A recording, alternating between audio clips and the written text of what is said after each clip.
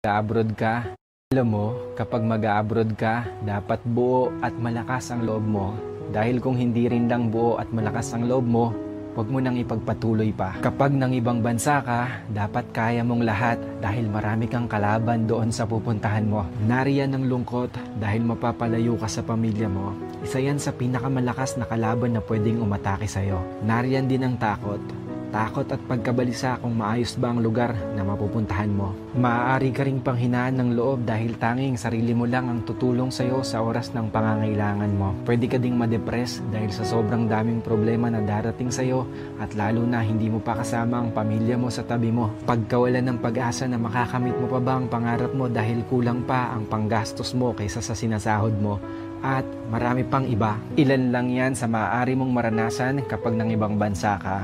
Pero dapat kapag nag-abroad ka, kaya mong magtiis at magsakripisyo para sa pangarap mo. Kaya mong indahin ang lahat ng lungkot para sa pamilya mo.